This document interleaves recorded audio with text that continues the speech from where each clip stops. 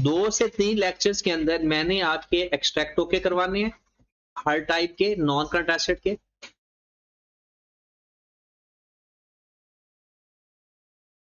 और साथ मैंने आपको जर्नल एंट्रीज होके करवानी है।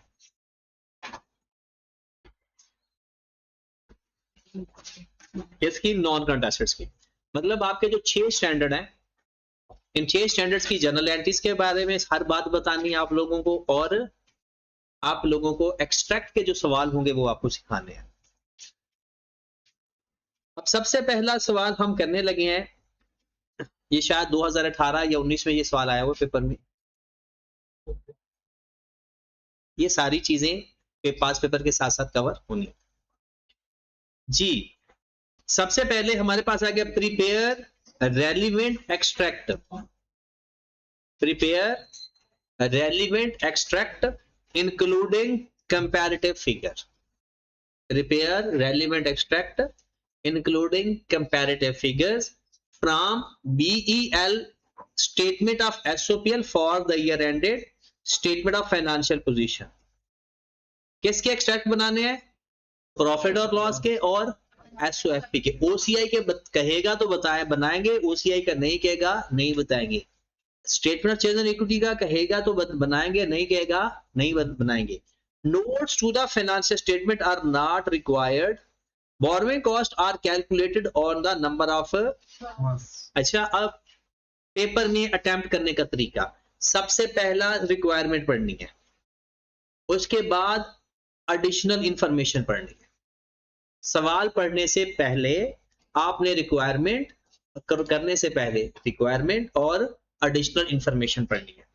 लिखा हुआ है BEL uses cost model for subsequent measurement of PPE। हो गई बात कि PPE का सब्सिक्वेंट मेजरमेंट क्या है? Cost model. All government grants are recorded deferred income. पता है डेफर्ड इनकम का?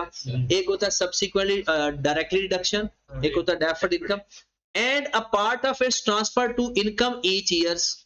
ऐसा ही होता है ना, जब डेफर्ड इनकम लिखते हो हर साल कुछ हिस्सा इनकम में लिखते जाते हो।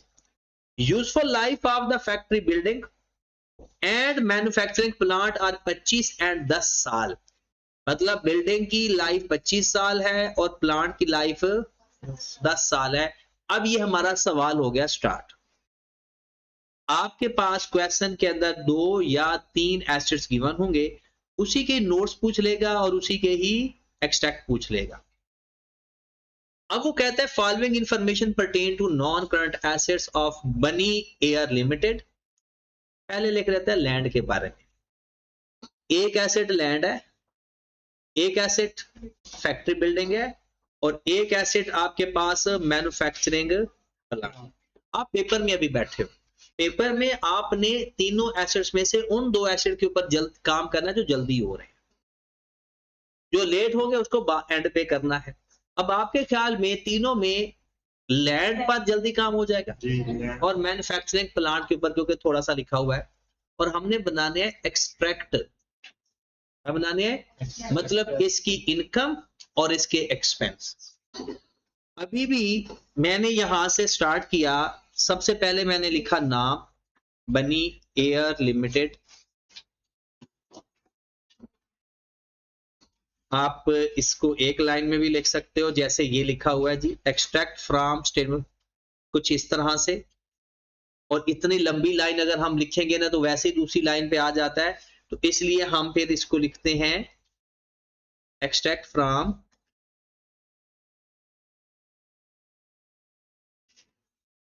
स्टेटमेंट ऑफ प्रॉफिट और loss for the year ended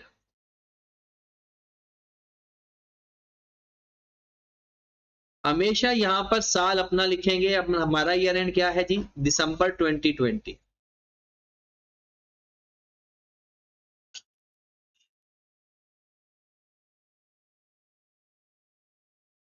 यहां पर लिखेंगे 2020 और साथ लिखेंगे कंपैरेटिव 19। फिर हम देखेंगे जो हमारा रुपीज है वो मिलियन फॉर्म में है, तो मिलियन में लिख लेते हैं, रुपीज इन मिलियन।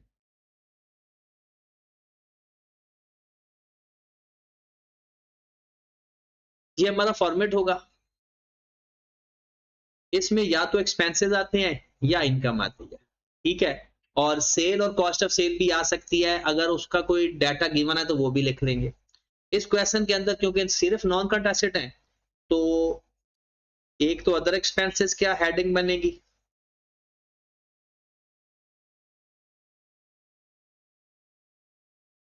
और एक अदर इनकम की हेडिंग बनेगी।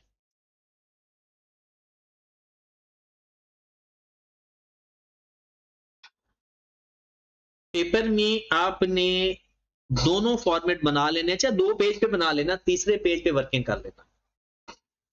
आपने दोबारा लिखना है एक्सट्रैक्ट फ्रॉम, बार बार नाम लिखने की जरूरत नहीं है।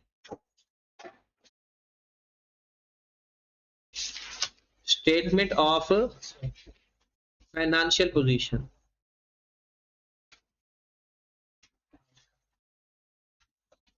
Statement of financial position as at 31 December 2020, 2020 2019 rupees and million.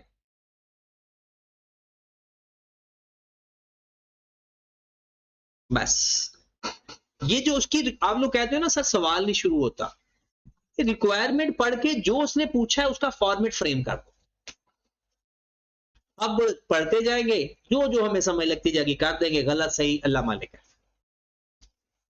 बस करके आना है। रिक्वायरमेंट में अगर आप इसकी जगह जनरल एंट्री पास करके आओगे फिर वो मारेगा, या इसकी जगह आप नोट्स बनाकर आ जाओगे तो फिर गलत होगा। रिक्वायरमेंट अगर आप मीट कर रहे हो ना, गलतियां तो हो जाती। अब आते हैं यहां पर एक एसिड को पकड़ते हैं, उसको पहले हल करते हैं। देखिए जी, 1 जनवरी 2019 the government allotted a piece of land to BEL subject to the condition that BEL will establish a factory building on it। Government ने हमें एक पीस ऑफ लैंड दिया और कहा उसके ऊपर फैक्ट्री बिल्डिंग बना लो। The land was recorded at its fair value 100 million, उसकी फेयर वैल्यू है 100 मिलियन। तो बताओ जब हमें government non cash government grant देती है, हम उसको किस पे रिकॉर्ड करते हैं? फेयर वैल्यू या नॉमिनल अमाउंट पे।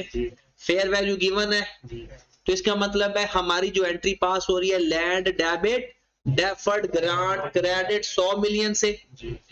अब लैंड तो लैंड है, उसको तो कुछ नहीं होना, लेकिन जो डेफर्ड ग्रांट उसको हमने अमोर्टाइज करना है over the life of that asset. Land की तो लाइफ ही नहीं होती। तो फिर जिस मकसद के लिए लैंड ली है उसकी लाइफ पर डिवाइड कर देंगे। ये बात पता है आपको? लैंड कब मिली? नॉन करंट एसेट में आ गई लैंड, हमारा एक एक्सट्रैक्ट पूरा हो गया। नॉन करंट एसेट में लैंड आएगी 2019 में भी और 2020 में भी।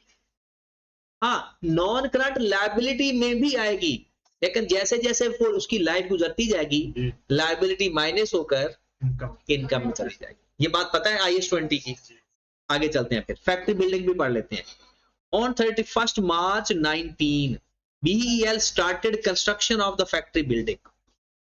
The construction work was completed on 30th November 2020। शुरू कब की? 1 मार्च 19 को। कंप्लीट कब हो रही है? जून 2020 में। लोग समझते हैं ये IAS 16 का सवाल है, ये IAS 23 का सवाल है। ये IAS 20 था, लोगों ने समझा ये IAS 16 का सवाल है। IAS 16 की तो बात ही नहीं हुई अभी। अब ये IAS 23 होने जा रहा है। अब वो क्या कहता है? Payment related to the construction of the factory was as follow.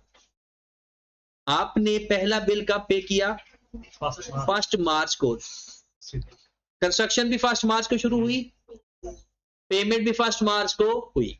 130 million, 190, 180 और 100। The project finance through, government ने 200 मिलियन दिया हमें 1 फेब 19 को।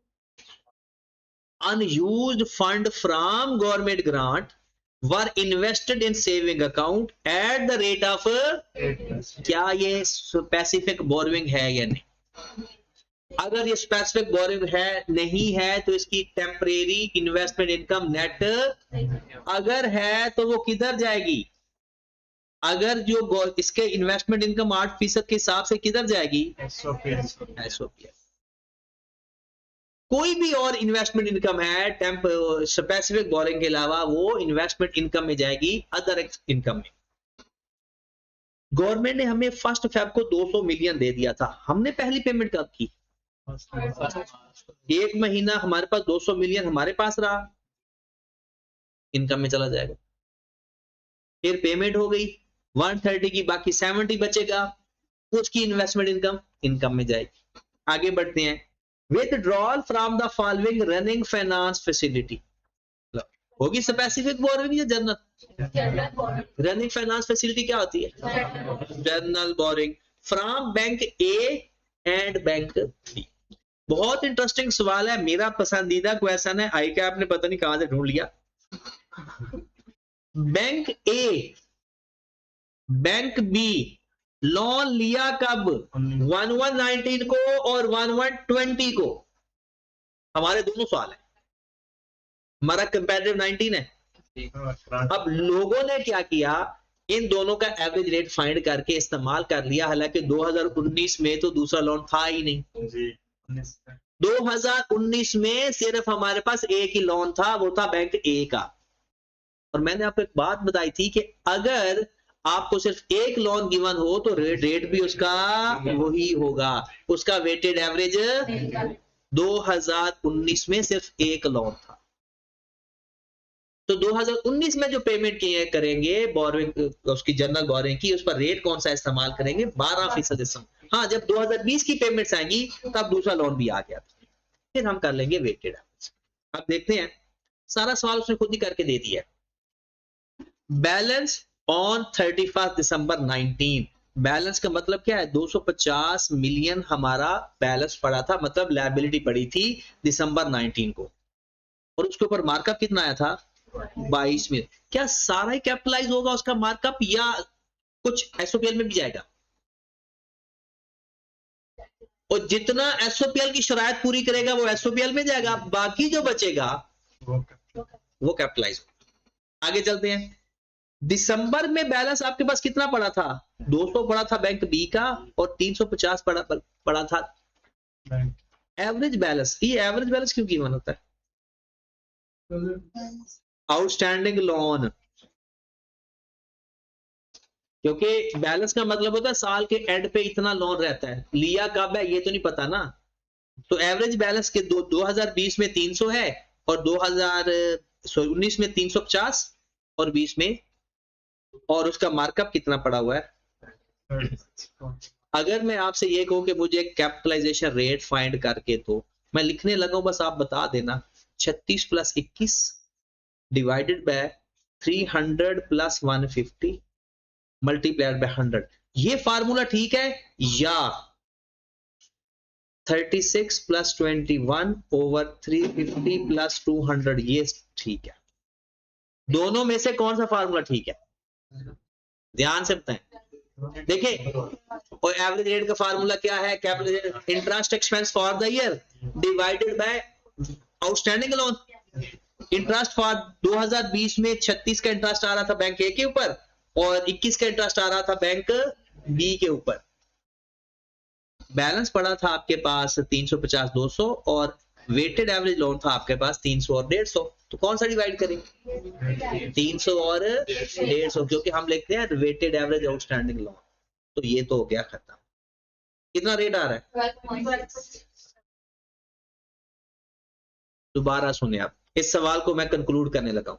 2019 के अंदर सिर्फ बैंक ए का लोन था तो सिर्फ 12% वेटेड एवरेज कैपिटलाइजेशन रेट इस्तेमाल होगा, कोई एवरेज करने की जरूरत नहीं है। उसके पीछे क्या कॉन्सेप्ट है, देखो ऑफिस में चाहे आएगी, क्या कॉन्सेप्ट है, क्योंकि एक ही लोन था। 2020 में हमने क्यों वेटेड एवरेज फाइंड किया, 2 लोन हो गए, और उसका तरीकाकार क्या होता है, interest for the year divided by outstanding loan for the year. और इंटरेस्ट उसने 2020 के खुद ही बता दिए कि भाई बैंक ए का 36 है, बैंक बी का 21 है, और आउटस्टैंडिंग लोन भी उसने बता दिए। ये बात समझ लग गई? ओके है, डन है यहां तक? आगे बढ़ते हैं। उसके बाद लिखा हुआ manufacturing plant. Manufacturing plant was purchased on 1 August at a cost of ₹420 million. कहता 240 million was financed through an interest-free loan from government. Interest-free loan. The loan will be forgiven if the plant is operated at least 4 years. अब सुनिएगा जरा, ये government grant में वापस चला गया। Forgivable loan, अगर तो हम शर्त पूरी कर रहे हैं फॉरगिवेबल लोन की, तो फिर ये जो फॉरगिवेबल लोन है ये है आपकी गवर्नमेंट ग्रांट। और अगर शर्त पूरी नहीं कर रहे तो ये आपका लोन है अकॉर्डिंग टू IFRS 9। बात समझ लगी? अगर तो शराइत पूरी करेंगे तो ये लोन किस में आएगा? गवर्नमेंट ग्रांट माना जाएगा। पर अगर शराइत पूरी नहीं करेंगे तो आगे क्या लिखता है? Upon acquisition there is a reasonable assurance that BEL comply with this condition। इसका मतलब है ये भी अब गवर्नमेंट ग्रांट है। अब हम सवाल शुरू करते हैं। एक्सट्रैक्ट बनाने हैं। एक्सट्रैक्ट में वो चीजें लिखनी है जो इनकम एक्सपेंस की है और एसेट्स और लायबिलिटीज की हैं। और जरा सबसे पहले मैं फाइनेंशियल पोजीशन में लैंड लिखने जा रहा हूं।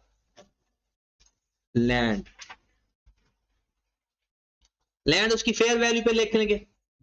2019 में लैंड आई थी 100 मिलियन की, 2020 में भी उसका स्टेटस क्या रहेगा? 100 मिलियन। भला क्यों ना वो रिवैल्यू हुआ, डेप्रिशिएट उसने होना नहीं होता। इसी लैंड से लिंक करके, और जरा इसी लैंड से लिंक करके मैं लिखूंगा नॉन करंट लायबिलिटी। इसके ऊपर मैं हेडिंग दे रहा हूं नॉन करंट एसेट्स की।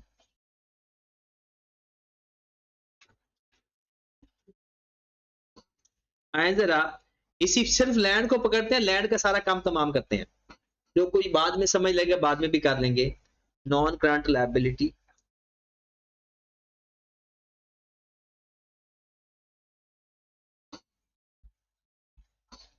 और करंट लायबिलिटी।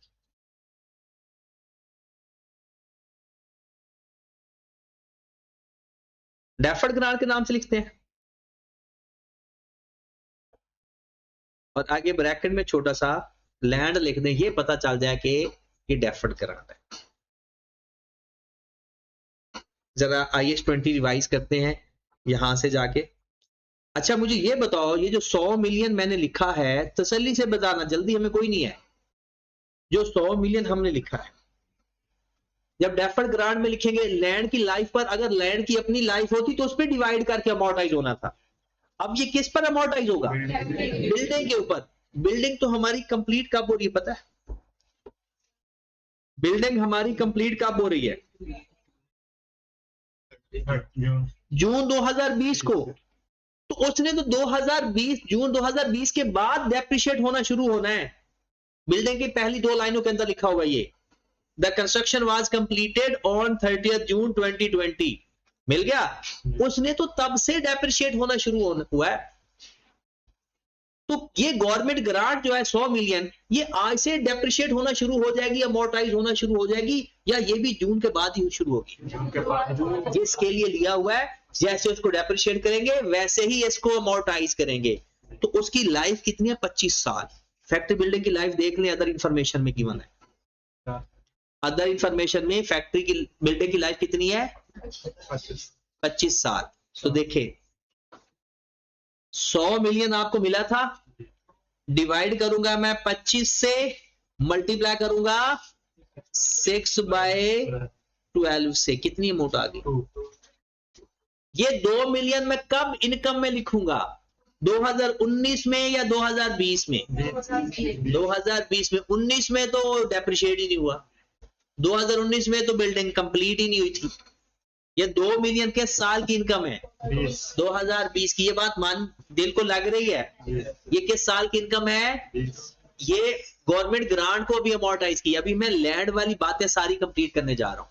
आए जरा अभी देखना तो सही ये किधर किधर चीजें जा रही हैं। हाँ जी, इसके सामने मैं लिखने लगा हूं 2000, हाँ जी कितनी अमाउंट लिखूं? 98 मैंने इधर लिख दिया, और डेफर्ड ग्रांट लैंड के नाम से 2 मैंने इधर लिख दिया। ये बात समझ लगी? मैंने पूरा 100 मिलियन लिखा है 2019 में, पूरा 100 मिलियन नजर आ रहा है, लेकिन जो अगले साल इनकम बननी है उसको करंट में लिख दिया और बाकी को लिख दिया नॉन करंट। अगले साल इनकम का पता चल गया ना 2 मिलियन है, अगले साल इनकम का हमें पता है कि 2 मिलियन है, तो जो अगले साल इनकम में जाएगा वो किस में आएगा? लिखना पूरा 100 ही है। अगली बात, अगर आपका IS20 ओके है तो मैं फिर लिखता जाता हूं। अगले साल 2 इनकम में चला गया, मेरी टोटल लायबिलिटी कितनी बढ़ गई? 98। टोटल लायबिलिटी कितनी बढ़ गई? 98। और उसके बाद मैंने 98 को मैं स्प्लिट करके लिखने लगा हूं। ये स्प्लिशन किसी को समझ लगी? अगले साल पूरे साल की अमोर्टाइजेशन होनी है तो वो 4 की अमाउंट जाएगी अदर इनकम के अंदर, और ये लिखा पूरा 98 ही हुआ है। यहां तक बात ओके हुई? 100 मिलियन को मैंने पहले 100 मिलियन पूरा लिखा क्योंकि तब अमोर्टाइजेशन नहीं हुई थी, बट 2 को अलग करके लिखा क्योंकि अगले साल थोड़ा इनकम में चला जाना। अगर आपका दिल इस पे राजी नहीं होता ना तो ऊपर फिर सिर्फ लायबिलिटी लिखें, 100 और 98 लिखने, बस। लिखा भी 100 और 98 ही हुआ है। ये बात ओके है? ओके करके जा रही है। अब हम तैयारी कर रहे हैं पेपर की तरह, पढ़ नहीं रहे आप, अब ये तैयारी है। बात हर एक आपको समझ आनी चाहिए। आगे चले, अब वापस चलते हैं। एसओपीएल के अंदर कोई एलिमेंट निकला यहां से, एक्सट्रैक्ट का मतलब क्या है? निकलना। क्या निकला है? इनकम। 2019 में कोई इनकम है? 2019 की कोई इनकम नहीं है। 2020 में सिर्फ 2 की इनकम आ रही है, तो लैंड का सारा मामला ओके हो गया। जाओ जरा एसओपीएल के अंदर, अदर इनकम के अंदर, ग्रांट इनकम के नाम से, डेफर्ड ग्रांट नहीं, ग्रांट इनकम। कौन से वाली? लैंड वाली। कितनी अमाउंट 2019 में? 2 लिख देंगे इधर और 19 में कुछ भी। अब पहली ये चीज हमारी ओके होगी। मेरा सवाल हल करने का यही स्टाइल है कि हाँ बाद में भी कुछ चीजें समझ आएगी तो मैं लिख दूंगा, मैंने जो फ्रेम बनाया हुआ है, कुछ बाद में अगर लैंड की बात याद आ जाएगी वहां लिख दूंगा। अभी लैंड खत्म। लैंड को लिखा मैंने नॉन करंट एसेट में, उसकी ग्रांट को मैंने लिखा नॉन करंट और करंट में सेपरेट करके, और उसमें जितना अमोर्टाइज हुआ उसको मैंने जाकर लिख दिया इनकम। अब आपको के सर 4 को क्यों नहीं लिखा आपने? उधर तो 4 भी था। वो अगले साल इनकम में जाएगा 2021। डन। आगे चलते हैं। अब आ जाते हैं फैक्ट्री बिल्डिंग को पकड़ लेते हैं। वैसे पकड़ना तो मैन्युफैक्चरिंग प्लांट को चाहिए, वो जल्दी हो जाएगा, लेकिन अब फैक्ट्री, क्योंकि अभी तो हम कौन सा पेपर में बैठे हैं, पेपर में आप पहले मैन्युफैक्चरिंग प्लांट को कर लेना, फिर फैक्ट्री बिल्डिंग की तरफ आना। फैक्ट्री बिल्डिंग में अगर आप फोकस करो, हमारे 2 साल हैं, पिछले साल वो सीविप रहेगा, पिछले साल क्या रहेगा क्योंकि पूरा ही नहीं हुआ, और अगले साल वो बिल्डिंग बन जाएगा, और फिर वो डेप्रिशिएट भी होगा। वर्किंग नंबर जो भी आप कह लो, इसका वर्किंग का नाम दे लो।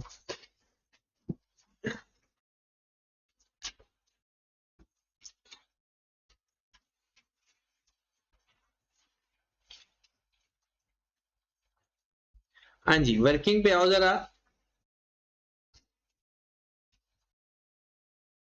वर्किंग नंबर 1 कह लो।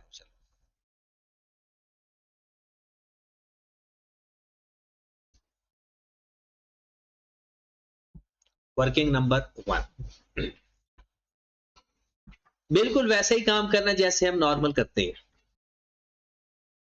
सबसे पहले हम एसेट की कॉस्ट फाइंड कर लेते हैं। एसेट की कॉस्ट फाइंड करने का तरीका कार क्या है भला? यहां पर हम लिखते हैं 2019 तक लो या 20 लिख लो, आपकी मर्जी, 19 और 2020। Borrowing cost to be capitalised करते हैं पहले। Borrowing cost,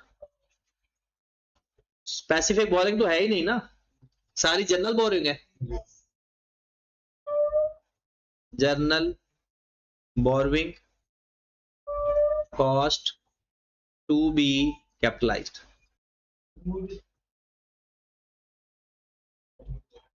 general borrowing cost to be capitalised.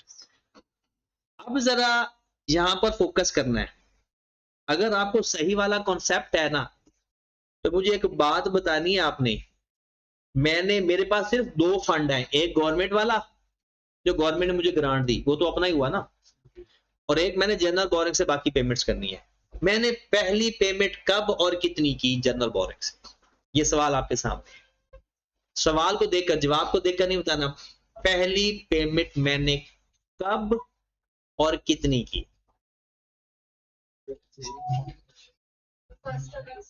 First अगस्त को 120, ये सबको पता चला। फर्स्ट अगस्त को 120। बट अगर आप चाहते हो कि सर वर्किंग भी दिखा दें तो मैं वर्किंग से करवाता हूं आपको। सबसे पहले हमारे पास 1 Feb 2019 को गवर्नमेंट की तरफ से 200 मिलियन हमें मिला। कितना मिला? 200 मिलियन हमें मिला। हमने क्या किया, 200 मिलियन हमारे पास था, उसके ऊपर कैपिटलाइजेशन रेट क्या था? 8%, उसका टेम्परेरी इन्वेस्टमेंट इनकम, और 1 महीने तक ये पैसा हमारे पास ही रहा, तो हमें कितनी इनकम अर्न हुई होगी? 200 मल्टीप्लाइड बाय 8% मल्टीप्लाइड बाय 1/12, कितना? 1.3। फिर 1 मार्च, ये 1 फेब है, 1 मार्च 2019 को हमने 130 पे कर दिया। हमारी जेब में पैसा कितना रह गया? 70 million multiplied by 8% multiplied by कितने टाइम तक? 1 अगस्त तक। 1 अगस्त तक कितना टाइम बनता है? 1 मार्च से 3, 4, 5, 6, 7, 5 महीने। कितना? 2. उसके बाद अगली पेमेंट कब की? 1 अगस्त 2019। कितनी पेमेंट की? 190 की। जैसे ही बैलेंस हमारा नेगेटिव आएगा हम जनरल बोरिंग में स्विच कर देंगे। किस दिन और कितनी अमाउंट? ये जो 1.33 है और 2.33 है, क्या इंटरेस्ट में से नेट होगा या अदर इनकम में जाएगा? ये अदर इनकम में जाएगा, ये स्पेसिफिक लोन नहीं था, तो इसको प्लस करके अदर इनकम में जाकर लिख लेते हैं। 3 जाओ जाकर अदर इनकम में लिख दो। 2019 में 2020 में 2019 में 2020 में 2019 में, क्योंकि 2020 में तो ये है ही नहीं। 2019 की अदर इनकम में जाकर हम लिख देते हैं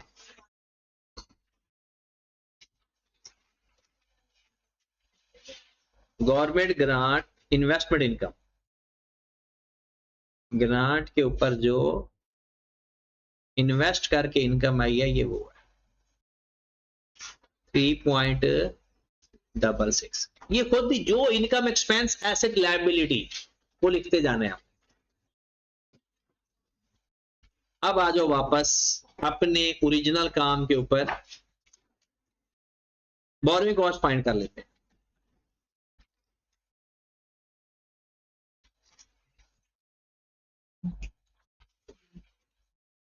हाँ जी, सबसे पहले बताएं, बल्कि इस तरह से लिखने की जरूरत नहीं है, वो बाद में हमने सिर्फ कैपिटलाइजेशन ही फाइंड करना है ना। 1/8/19 से लेकर अगली डेट क्या आ रही है? अगली पेमेंट की डेट 1/1। कितनी अमाउंट है हमने इस्तेमाल की? 120। रेट सिर्फ 12.67 आएगा या सिर्फ 12% आएगा? ये देखिए, बताओ जरा क्यों बोला? क्योंकि 2019 में सिर्फ एक लोन था, तो उसी से ही पेमेंट हुई होगी। मल्टीप्लाइड बाय 12% मल्टीप्लाइड बाय कितना टाइम बनता है? 8, 9, 10, 11, 12। कितना इंटरेस्ट आएगा?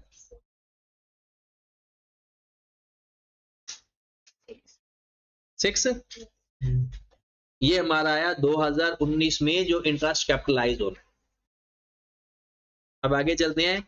1/1/20 से तो अगला साल शुरू हो गया, वैसे भी 1/1/20 से अगली पेमेंट कब है? अगली पेमेंट कब है? 5 जुलाई को, मतलब 30 जून तक जाना है। फिर तो हमने पेमेंट कितनी की है? 180 या 180? टोटल कितना हो गया? मल्टीप्लाई बाय रेट 12% या 12.67? मल्टीप्लाई बाय टाइम कितना बनता है? कितना आ गया? कितना? 90।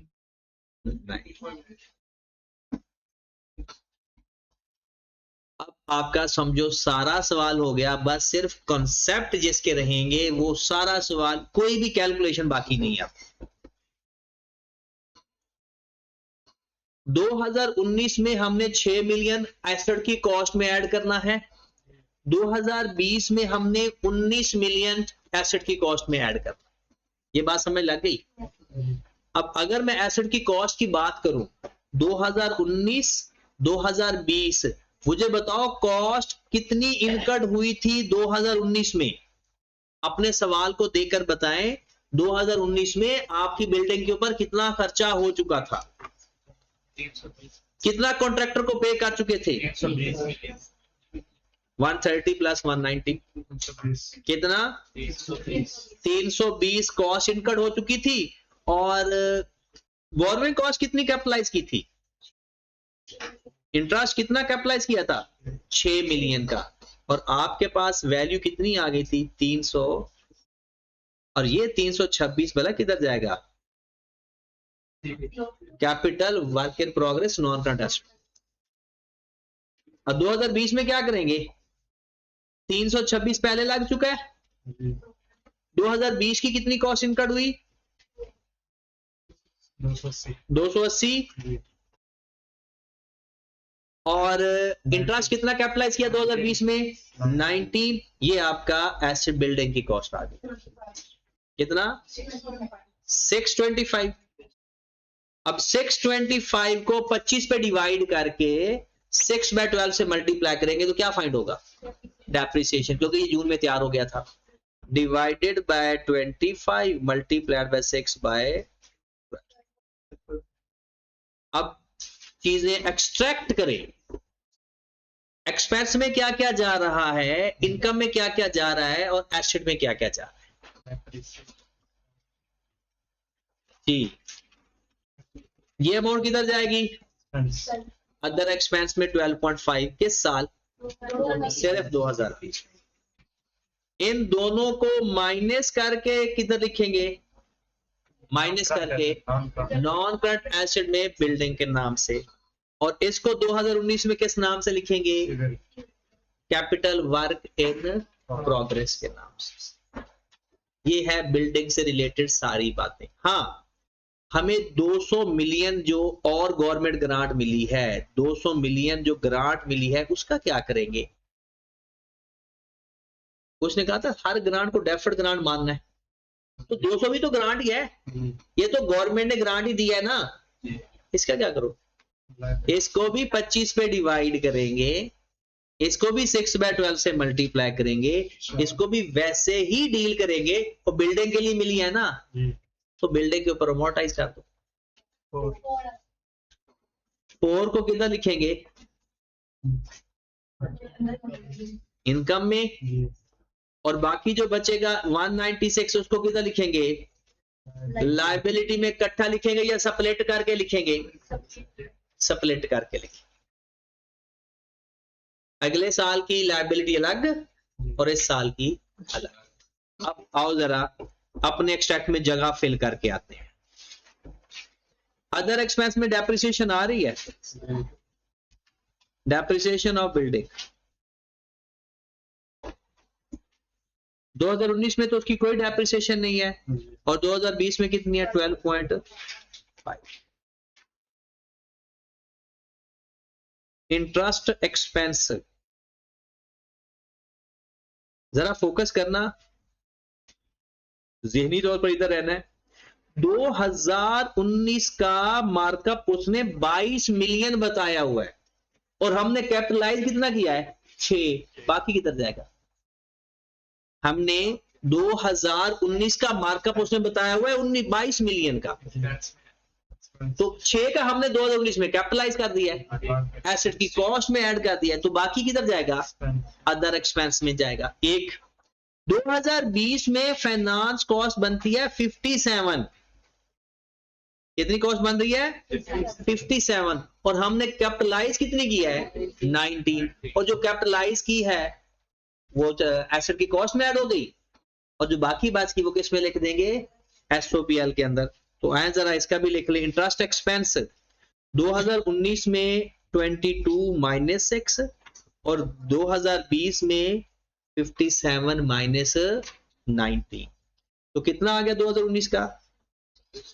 16, और 2020 का 38। अब हम अदर एक्सपेंस लिख ले। डेप्रिसिएशन होगी बिल्डिंग की, इंटरेस्ट एक्सपेंस हो गए जो हमारे अभी नोटिस में थे। आओ जरा अदर इनकम में चलते हैं। गवर्नमेंट ग्रांट इनकम,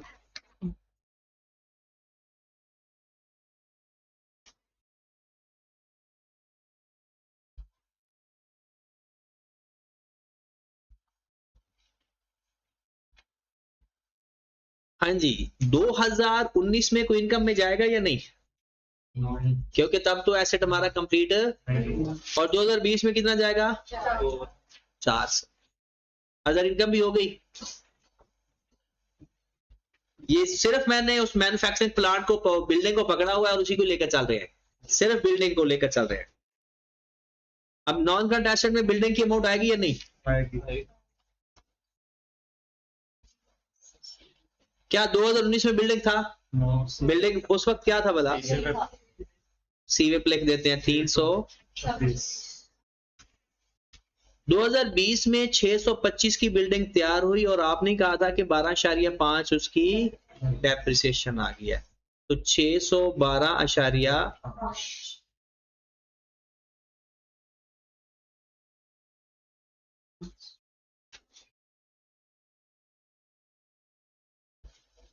ओके की बात।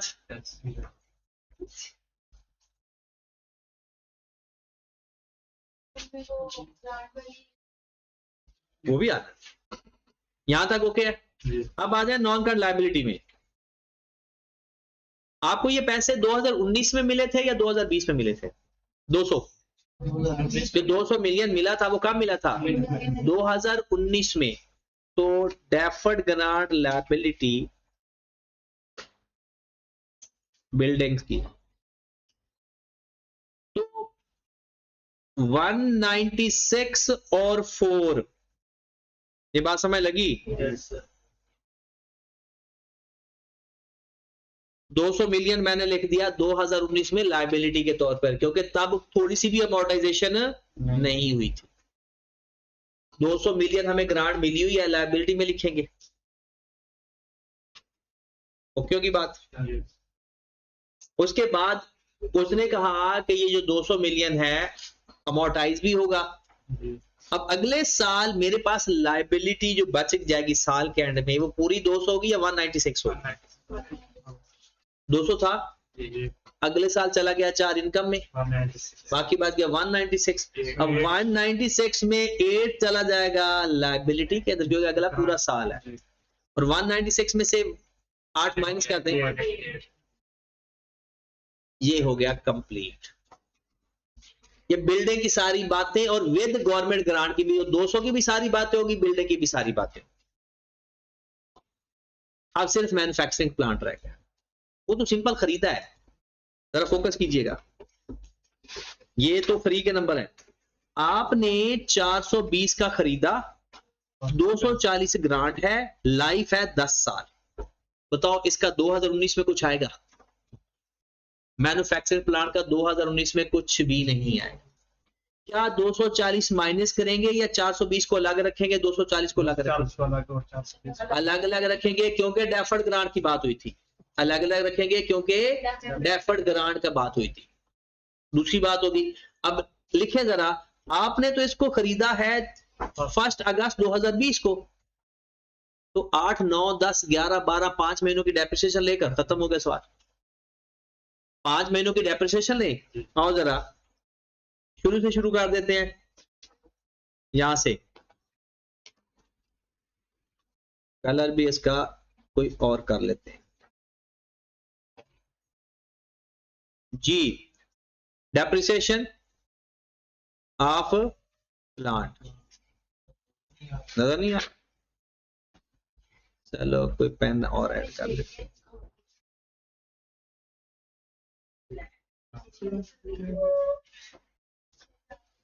चलें जी,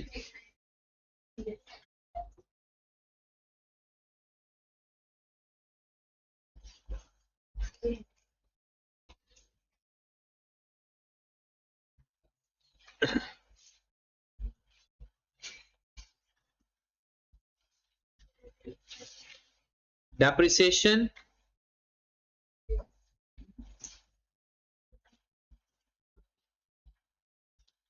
एक्सपेंस किसके, मैन्युफैक्चरिंग। हाँ जी, हमारे पास कितनी वैल्यू है मैन्युफैक्चरिंग प्लांट की, 420 डिवाइडेड बाय 10 का तो मल्टीप्लाई बाय 5 है 17 पॉइंट। ये यहां पर खत्म होगी बात इसकी। ग्रांट इनकम में 240 की ग्रांट मिली है ना, इसको भी 10 पे डिवाइड करो और 5 बाय 12 करो, इसकी बात हो गई। ऐसे ही ना वो चीजें आपके दिमाग में होनी चाहिए। मैन्युफैक्चरिंग प्लांट इधर भी आएगा, 420 का टोटल था, 17.5 कितना आ गया 40। फिर चले जाए नॉन करंट लायबिलिटी में, इसकी वो गवर्नमेंट ग्रांट का भी चक्कर चलाएं।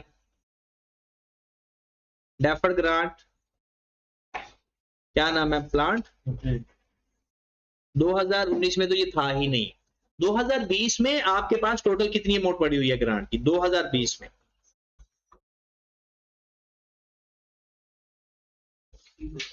240 टोटल थी, 210 तो इनकम में चलेगी उसी साल, बाकी बात की 230। अब 230 में अगले साल कितनी जाएगी और बाकी कितनी बचेगी, पूरे साल की जाएगी, बताओ ना, पूरे साल की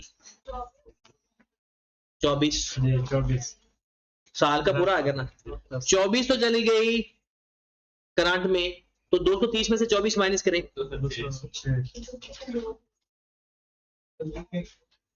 आपके पास 240 ग्रांट मिली थी ना मैन्युफैक्चरिंग प्लांट की, 10 तो साल इनकम में चला गया, बाकी बाकी 230, और 230 में अगले साल 24 चला जाएगा इनकम के अंदर, तो वो करंट लायबिलिटी में लिख दिया, बाकी नॉन करंट लायबिलिटी में लिख दिया। अच्छा, मोस्टली स्टूडेंट्स एक चीज भूल जाते हैं, ये सारा हो गया हमारा, एक चीज के अलावा वो जो आपने बैंक ए और बैंक बी से लोन लिया हुआ है, बैंक ए और बैंक बी से लोन लिया हुआ है ना, तो वो आपकी लायबिलिटी जो है ना, और रनिंग फाइनेंस है तो करंट में आता है या नॉन करंट में आता है, रनिंग फाइनेंस हमेशा करंट होता है। तो लोन बताओ, 2019 का लोन भी बता दें और 2020 का भी लोन बता दें, 2019 और 2020 का लोन कोई बता सकता है, ये सवाल आपके सामने है, 2019 और 2020 में। हाँ जी, दो ये बताया, 2019 का 250 और 2020 का 550। 19 में सिर्फ एक लोन था बैंक ए का, वो 250 का बैलेंस था, और 2020 के अंदर बैंक ए का 350 हो चुका है और बैंक बी का 200 था। वेटेड एवरेज नहीं लिखते होते फाइनेंशियल पोजीशन में, टोटल लिखते होते हैं। वेटेड एवरेज वो होता है ना कि लिया कब है, तो टोटल लोन ना, चाहे आपने साल के दरमियान में लिया है तो साल के एंड में 6 महीने का लोन नहीं लिखेंगे। क्या करंट कंसीडर कर रहे हैं,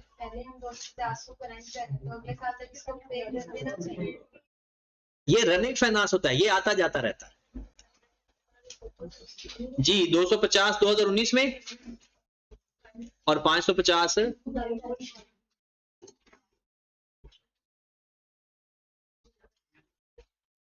ये है आपके टोटल एक्सट्रैक्ट।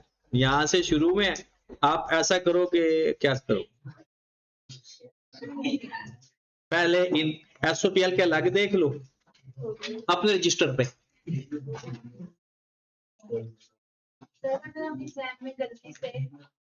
19 वाली चीजें 20 से नीचे लिखी जाए 20 वाली